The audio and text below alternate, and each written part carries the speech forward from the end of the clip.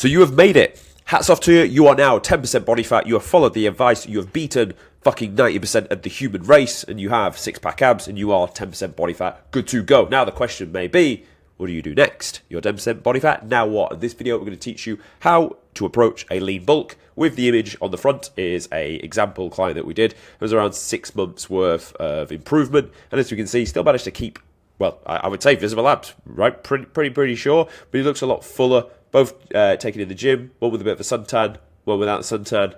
Is what it is. Some people lose a suntan. I fucking love the tanning, boys. I got brown, we're looking now.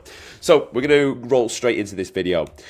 If you're new to the channel, welcome. My name is Tom Sergi, and I run the Gorilla Platoon, which is an online physique transformation program where we get results like this each and every week. Now, the topic of today's video is how to approach a lean bulk. I'm just going to give you the home hard truths and spit the game straight to you so you can extract the info and bounce. If you find value in this video, then subscribe and we will take it from there. So, first thing we want to understand is your start point and goal point. So you've got yourself to 10% body fat and you'll be a certain scale weight. Let's say you have just dieted down, you're now 75 kg. You then need to set the goal point that you're going towards a hit, and then you're going to need to determine the rate of gain and work out how long, or you may tell me I've got a certain amount of window to gain, in which case how much can I gain in that window, and then you'll get that reference, or you'll work a goal point and work out how long it's going to take you to get to that stage. As a natural improvement phase, like, you want to be trying to push about like 15 kgs over the course of that gaining phase. Now, for full disclosure, of course, maybe not even half of that will be muscle. Some of it will be body fat as you push through that gaining phase. And it will start off lean and you will look lean. But there may come a point where you've gained a little bit of body fat. And as a natural, that's okay. It's not the fucking end of the world if you gain a bit of body fat. You can cut it off real quick. We've seen on this channel, you should drop a kilogram of body fat per week when you're in a dieting phase, so you can pull it off quite quickly. However, we're going to take the lean bulk approach to do this to minimize that to the absolute max. So, the rate of gain that you're going to look for per week is anywhere from 0.3 to 0.6. Any less, you're probably not eating enough or training hard enough. Any more, you're probably eating too much. So, that is the rate of gain you're going to go for. You're going to set your goal or what time frame you have available for that. There's no point me telling you how long it needs to be. Your life is unique to you, so you're going to map out how long you can sit in an improvement phase more before you've got a holiday or something coming up and you need to diet down. I will say, if it's going to be any less than 16 weeks, might not really hold as much merit. You may need a bit longer than that. The next thing we'll look at is when to add food. Because, so let's say you set off on your gaining phase, you start at 75, you've increased your feeding out from the point of, you've reversed out from 10% body fat, and then you've been gaining quite nicely, 0.3, 0.4, 0.5, week after week after week, and it's going well, until it starts to slow down. There's three things you're looking at here. You're looking at your performance in the gym. Are the numbers increasing? Yes or no? If the answer is no, it could be worth looking at food. Is your scale weight plateauing or increasing or decreasing? And if the answer is it's plateauing, it's not really moving, then that's a green light to up food. And then finally, how's the appetite? If you're hungry in a gaining phase, you can take on more food. You're ready for more food. So that's when you're going to add food. If all three stars don't need to align, I would honestly say if you can't move any more weight in the gym for 2 weeks, then I'd be pushing food up. The reason being, that's the that's like the only way you're going to build muscle is by getting in the gym and moving more load 1 week than you did the week before. So that's an absolute must. So if that's happening, brilliant. You're in the sweet spot. Even if that's happening, but the scale's not moved, I would be okay with that for at least 2 weeks. However, 2 weeks no scale weight change, increase food.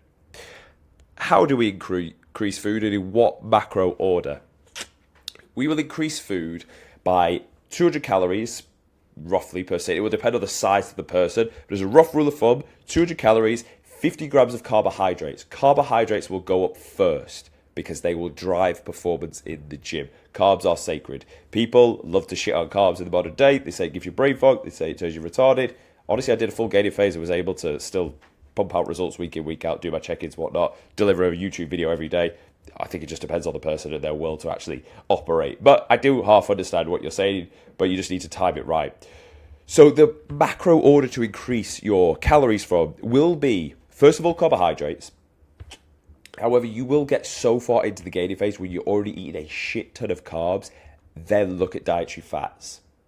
Fats will slow digestion. So it will, like, everything you eat, it will slow down, which will make it harder to get the next meals in after that. But that said, adding like 8 grams of olive oil to your rice and pasta meals makes it just flow down. You can eat that food, it just washes straight down the gusset and you are good to go. So that's an easy way to increase food. So carbohydrates first, then dietary fats after. Don't go straight for fats in the beginning. Now, how are we going to train?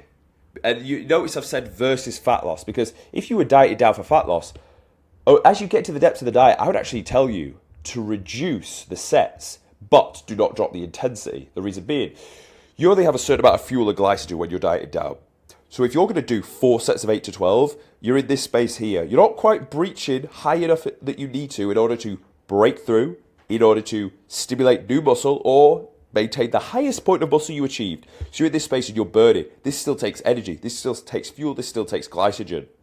So if you can concentrate to 2 sets, you can send it in the intensity, breach through the barrier because you're putting all your energy into 1 set, drop the load by 20%, and then hit a back off set 12 to 15. I would say the opposite in a gaining phase. If you're full of food, you can send it in each set and you could do 3 sets. And in your last set, you could even bang a drop set in there. You want to do everything you can to walk out that gym having toasted the muscle within an inch of its miserable life and to have beaten what you did the time before. If you did beat it, banging a little drop set off the back of it, get that extra. So when you come back in the next time, you've got more growth to go at. So when you're full of food, you can train like a savage. How many times a week can you train? Honestly, I would say 5. Even if like your training age is not that old, I would say get yourself in 5 days, loads of food, and you're going to grow quite well off it. Still every 2 days rest day per week. I think that's absolutely staple and important for growth and recovery, because if you start to have 6, you can't be training hard enough.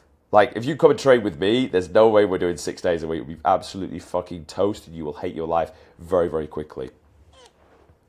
Last, I'm going to speak about the weapon for growth. There is an absolute secret weapon when it comes to building muscle. And the better you can do this one thing, the more successful your off-season will be. My gaining phase, which we completed around about a month or 2 ago, we went from 75 here in good lighting to 89 here in also good lighting with pump on both shots.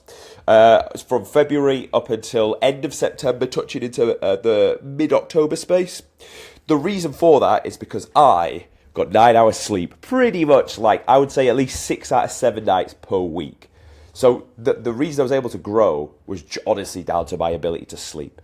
If you could sleep like a fucking baby, you're gonna grow really, really well. If you can't, it's not that you're not going to grow, but you could be doing more. You could absolutely be doing more. You're leaving some potential gains on the table.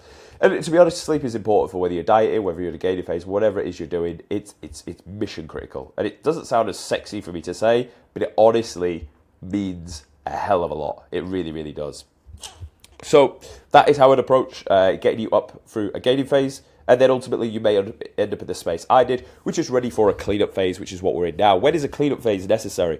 So I've went from 75 up to 89. It was starting to look a little bit soft. We've been dieting from February down to October. That's the 2nd month to the 10th month. 8 months worth of bulking. It gets intensive. It gets intensive on the gut. And ultimately body fat creeps up a little bit too high. Eventually, we approach from a lean perspective. We started our foundation from a lean perspective, but eventually there's going to be a little bit too much body fat. We're going to need to cut the fat. Quick in and out phase. We're going to go 89 down to around 80, 81 just before Christmas, and then guess what we could do again? Go again. We're not in a full-blown diet phase, full-blown shred-up phase. We're just cutting the fat so we can bounce and roll through the gaining phase, which most of us as naturals are going to need to do a good few times to get to where we really, truly want to. 75 in this shot. Realistically, I want to try and get to like 80 kg, 10% body fat. I'd say I'm 10% in this photo. So it'd be nice if we can get up towards that 8 kg, 10% body fat space. So that is my approach. That is how I would take it, and how we have done it for our Gorilla Platoon members in the past. And if you found it useful, subscribe. If you want to work with me, there'll be links in the description. You can book a call. I need to go and blow my nose, as you can probably hear it through the microphone. Thank you for listening.